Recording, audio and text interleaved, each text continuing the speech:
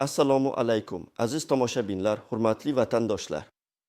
Bugungi videomizda biz siz bilan O'zbekiston pensiya jamg'armasidagi ulkan taqchillik muammosi va ushbu holat tufayli yuzaga kelishi mumkin bo'lgan pensiya tizimidagi global islohotlardan kelib chiqayotgan jiddiy xavotirlar haqida batafsil gaplashamiz. Sizning pensiyangiz xavf ostidami? Kelajakdagi pensiya ta'minotingiz uchun bugun qayg'urish vaqti keldi. Bu shunchaki quruq gaplar emas, balki rasmiy ma'lumotlarga asoslangan, har birimizni o'ylantirishi lozim bo'lgan og'riqli haqiqatdir. Sizningcha, hayotingizning eng sermahsul yillarini 20, 30, hatto 40 yil davomida fidokorona mehnat qilib, davlatga va jamiyatga xizmat qilganingiz evaziga davlat sizga munosib keksalikni kafolatlasligi mumkinmi? Har biringiz o'z umringizning eng baquvvat, eng bilimdon va eng g'ayratli yillarini vatan taraqqiyotiga, farzandlaringiz kelajagiga, oilangiz farovonligiga bag'ishladingiz. Sizning kuchli qo'llaringiz mamlakatimizni qurdi. Sizning ter to'kib qilgan mehnatingiz sanoatimizni rivojlantirdi, qishloq xo'jaligimizni gullatdi.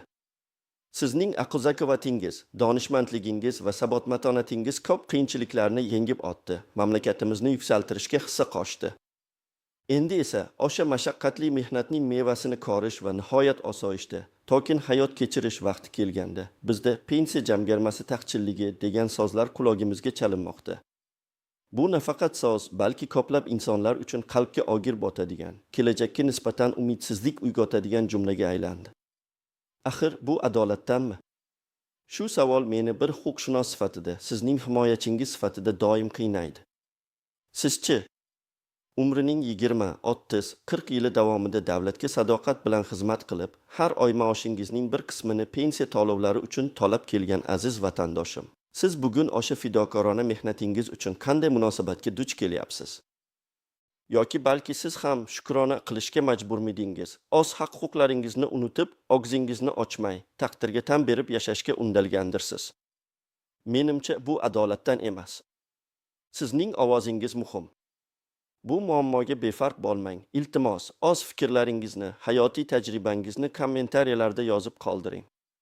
Qancha muddat ishlaganingizni, qanday qiyinchiliklarga duch kelganingizni, pensiyaga chiqqandan keyin hayotingiz qanday kechayotganini biz bilan bo'lishing. Sizning shaxsiy hikoyalaringiz nafaqat biz uchun, balki bu videoni tomosha qilayotgan boshqa minglab odamlar uchun ham katta ahamiyatga ega. Sizning so'zlaringiz orqali biz umumiy vaziyatning naqadar jiddiyligini anglab yetishimiz mumkin. Pensiya qonunchiligidagi har qanday o'zgarishlardan birinchi bo'lib xabardor bo'lishni istaysizmi?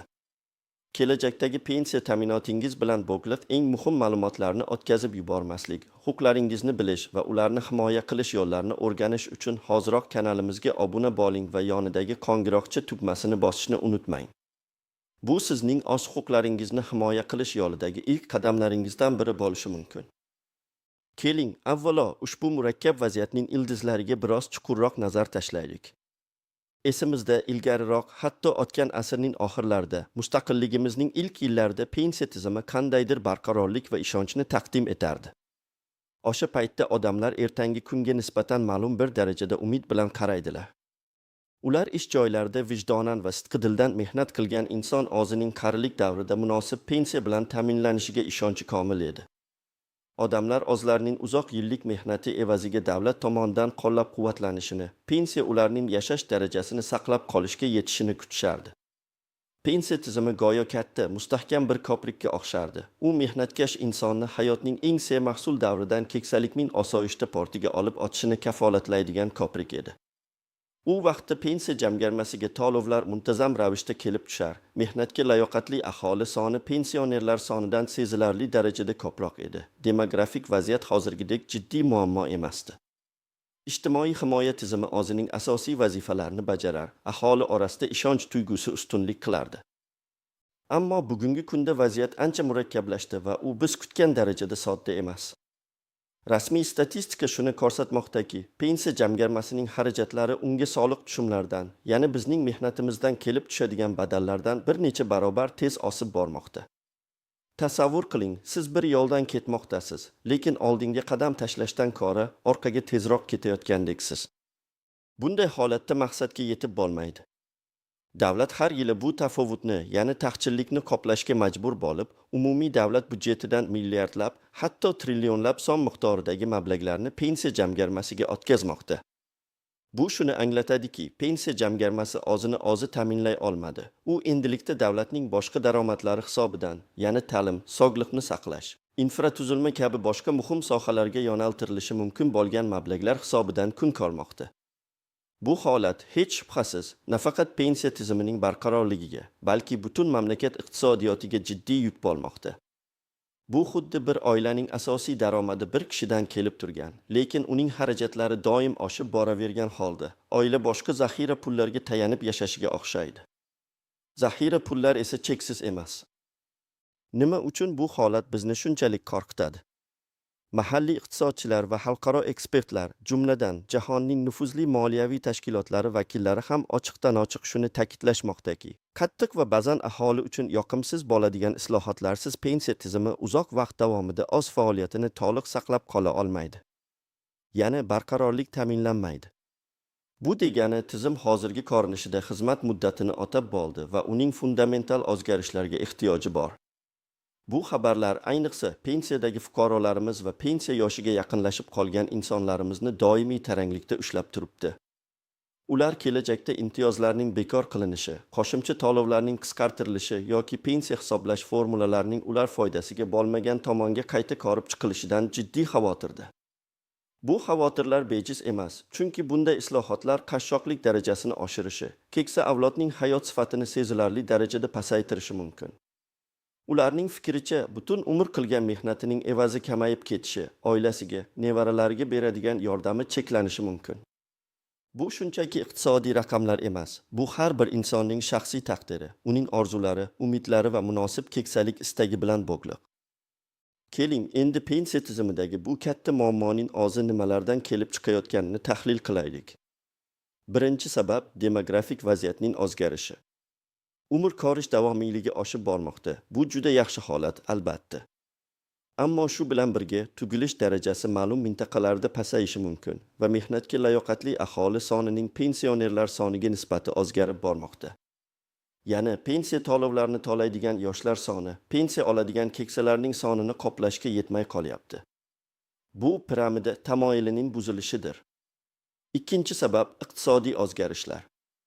So'nggi yillarda norasmiy bandlikning ortishi, ya'ni ko'plab fuqarolarimizning rasmiy ish joylarida ro'yxatdan o'tmasdan ishlashi pensiya jamg'armasiga tushum hajmini kamaytirmoqda.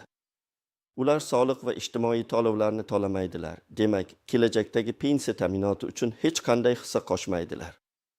Uchinchi sabab inflyatsiya. Pulning qadri tushishi pensiyalarning xarid qobiliyatini pasaytiradi. Pensiyalar indeksatsiya qilinmasa yoki kam miqdorda oshirilsa, pensionerlarning hayot darajasi yildan yilga yomonlashib boradi. To'rtinchi sabab tizimning samarasiz boshqarilishi. Ba'zi ekspertlarning fikricha, pensiya jamg'armasi mablag'lardan foydalanishda shaffoflik va samaradorlik yetarli emas. Mablag'lar ko'pincha keraksiz xarajatlarga sarflanishi yoki investitsiyalarda samaradorlik past bo'lishi mumkin. Bu omillar birgalikda bugungi kunda biz ko'rib turgan ulkan taqchillikni yuzaga keltirmoqda. Xo'sh, bunday sharoitda qaysi toifadagi pensionerlar ko'proq xavf ostida qolishi mumkin va aksincha, kimlarning pensiyalari oshirilishi ehtimoli bor? Bu savol har bir kishini qiziqtirishi tabiiy. Eng ko'p xavf ostida bo'ladiganlar, bu afsuski, umri davomida norasmiy ish bilan band bo'lganlar yoki pensiya jamg'armasiga juda oz miqdorda minimal to'lovlar kiritgan shaxslar bo'lishi mumkin. Ularning pensiyasi allaqachon minimal darajada bo'lgani sababli har qanday qisqartirish yoki imtiyozlarning bekor qilinishi ularning hayotiga juda og'ir ta'sir qiladi. Shuningdek, maxsus imtiyozli pensiya oladigan ayrim toifalar ham ehtimoliy islohotlar nishoniga aylanishi mumkin, chunki davlat budjeti yukini kamaytirish yo'llari izlanadi. Bu degani ayrim kasblar yoki xizmatlar uchun ilgari berilgan ba'zi imtiyozlar qayta ko'rib chiqilishi mumkin. Biroq bu har doim ham adolatli bo'lmaydi, chunki bu insonlar o'z vaqtida mamlakat uchun muhim ishlarni amalga oshirishgan. Boshqa tomondan uzoq yillar davomida rasmiy stajga ega bo'lgan, yuqori maosh olib, muntazam ravishda katta miqdorda pensiya to'lovlarini amalga oshirgan fuqarolarimiz ehtimol nisbatan xavfsizroq pozitsiyada bo'lishadi. Chunki ularning pensiya miqdori jamg'armaga kiritilgan hissalariga bevosita bog'liqdir va davlat bunday fuqarolarning huquqlarini himoya qilishga ko'proq moyil bo'ladi. Shuningdek, ijtimoiy jihatdan himoyaga muhtoj bo'lgan toifalar, masalan, nogironlar, boquvchisini yo'qotgan oilalar a'zolari yoki urush qatnashchilariga beriladigan pensiyalar ehtimol kamroq o'zgarishlarga duchor bo'ladi. Chunki bu toifalar davlatning ijtimoiy siyosatida ustuvor ahamiyatga ega. Biroq bu hech kim xavfsiz degani emas. Global islohotlar barchaga ta'sir qilishi mumkin. Farq faqat ta'sir darajasida bo'ladi. Hukumatning maqsadi pensiya jamg'armasini barqarorlashtirish bo'lgani uchun, u nafaqat xarajatlarni qisqartirish, balki daromadlarni oshirish yo'llarini ham izlaydi. Bu degani soliq yukining qayta taqsimlanishi, norasmiy sektorni legallashtirish bo'yicha kuchliroq choralar ko'rilishi mumkin. Sizningcha, pensiya tizimini saqlab qolish va kelajak avlodlar uchun ham barqarorligini ta'minlash uchun qanday choralar ko'rish kerak? Hukumat qanday qadamlar tashlashi lozim deb hisoblaysiz? Yoki shaxsiy tajribangizdan kelib chiqib, qanday yechimlarni taklif qilasiz? Ehtimol, sizda pensiya tizimiga oid o'ziga xos takliflar, g'oyalar borki, ular bugungi murakkab vaziyatdan chiqishga yordam berishi mumkin. Iltimos, ushbu muhim savollarga o'z javoblaringizni kommentariyalarda yozib qoldiring. Har bir fikr qimmatlidir, chunki u umumiy muammoning yechimiga yo'l ochishi mumkin. Xo'sh, bunday vaziyatda oddiy fuqaro nima qilish kerak? Bu savol juda muhim, chunki har birimiz o'z kelajagimiz uchun mas'uliyatni his qilishimiz kerak. Birinchi va eng muhim tavsiya, o'z moliyaviy savodxonligini oshirish. Pensiya tizimi haqida, jamg'arish imkoniyatlari haqida ko'proq ma'lumotga ega bo'ling. Ikkinchidan, faqatgina davlat pensiyasiga umid bog'lamasdan, shaxsiy jamg'armalarni shakllantirish muhimdir. Agar imkoniyatingiz bo'lsa, bank depozitlari, investitsiya fondlari yoki boshqa ishonchli moliyaviy vositalar orqali pul jamg'arishni boshlang. Bu sizga keksalikda qo'shimcha daromad manbai bo'lib xizmat qiladi. Hatto kichik miqdordagi muntazam jamg'armalar ham vaqt o'tishi bilan sezilarli darajada oshishi mumkin. Uchinchidan, agar siz hozirda norasmiy sektorda ishlayotgan bo'lsangiz, o'z faoliyatingizni qonuniylashtirish yo'llarini izlang. Rasmiy ishga o'tish yoki yakka tartibdagi tadbirkor sifatida ro'yxatdan o'tish orqali siz pensiya jamg'armasiga to'lovlar kiritasiz va kelajakda munosib pensiyaga umid qilishingiz mumkin bo'ladi. To'rtinchidan, turli daromad manbalarini yaratishga harakat qiling. Bu kichik biznes, freelance ishi, qishloq xo'jaligi yoki boshqa qo'shimcha faoliyat bo'lishi mumkin. Beshinchidan, sog'ligingizga e'tibor bering. Chunki sog'liq bu eng katta boylik. Qancha uzoq va sog'lom hayot kechirsangiz, shuncha uzoq mehnat qila olasiz va pensiya yoshiga yetganingizda ham o'zingizni yaxshi his qila olasiz. Sog'liqni saqlashga sarflangan mablag'lar kelajakda katta tejashga olib kelishi mumkin. Davlat ham o'z navbatida shaffoflikni oshirishi, aholi bilan ochiq muloqot qilishi, islohotlarning afzalliklari va mumkin bo'lgan kamchiliklari haqida tushuntirish ishlari olib borish kerak. Har bir fuqaro pensiya tizimidagi o'zgarishlar haqida to'liq va aniq ma'lumotga ega bo'lish huquqiga ega. Islohotlar faqat pensiya jamg'armasining barqarorligini ta'minlashga qaratilgan bo'lmasdan, balki adolat, tenglik va inson huquqlari tamoyillariga ham asoslanishi lozim. Bu degani islohotlar og'ir bo'lsa ham, ularning yukini barchaning yelkasiga birdek taqsimlash kerak. Eng zaif qatlamlarni esa qo'llab-quvvatlash kerak.